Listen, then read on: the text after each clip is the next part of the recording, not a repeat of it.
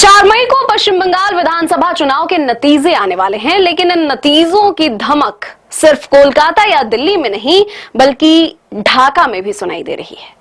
Exit polls में BJP को मिल रही बढ़त ने सीमा पार हड़कंप मचा दिया है। बांग्लादेशी सांसद अख्तर हुसैन का एक बयान इस समय वायरल हो रहा है, जिसमें उन्होंने कहा है कि बंगाल में सत्ता परिवर्तन से बांग्लादेश पर बड़ा संकट आ सकता है। आखिर क्यों बांग्लादेश को डर लग रहा है? क्या है 4 मई को वो गड़त जिसने पड़ोसियों की नींद उड़ा दी है? आइए जानते हैं।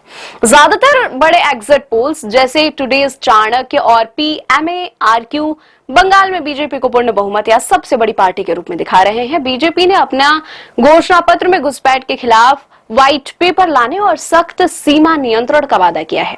यही वो बिंदु है जिसने बांग्लादेशी थिंक टैंक्स को सोचने पर मजबूर कर दिया है। ढाका को डर है कि अगर बीजेपी सत्ता में आती है तो पुश बैक की प्रतिक्रिया तेज हो सकती है, जिससे उनके यहां शरणार्थी संकट पैदा हो सकता है। बांग्लादेशी राजनेता का मानना है कि ममता बनर्जी के कार्यकाल में सीमाई रिश्तों में एक सॉफ्टनेस थी, लेकिन बीजेपी का एजेंडा स्पष्ट है। CAA, NRC और सीमा पर जीरो टॉलरेंस। वहां के सोशल मीडिया पर चर्चा है कि क्या बंगाल चुनाव के बाद भारत बांग्लादेश संबंधों की केमिस्ट्री बदल जाएगी, खासकर तब जब चुनाव प्रचार के दौरान गृह मंत्री ने घुसपैठ को बंगाल के विकास में सबसे बड़ी बाधा बताया था।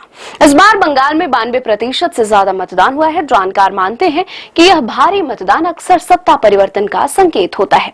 अगर 4 मई को कमल खिलता है तो यह न केवल ममता बनर्जी के लिए एक बड़ा झटका होगा, बल्कि बांग्लादेश के लिए भी अपनी विदेश नीति और सीमा प्रबंधन पर दोबारा सोचने का वक्त होगा। नतीजे 4 मई को साफ हो जाएंगे, लेकिन इसमें कोई शक नहीं है कि इस बार का बंगाल चुनाव सिर्फ एक राज्य का चुनाव नहीं रह गया है, यह अंतर्राष्ट्रीय स्तर पर अपनी छाप छोड़ रहा है। आपको क्या लगता है, क्या बंगाल में सरकार बदलने वाली है? अपनी राय कमेंट करके जरूर बताएं। वीडियो पसंद आए तो लाइक करें और चैनल को सब्सक्राइब करें।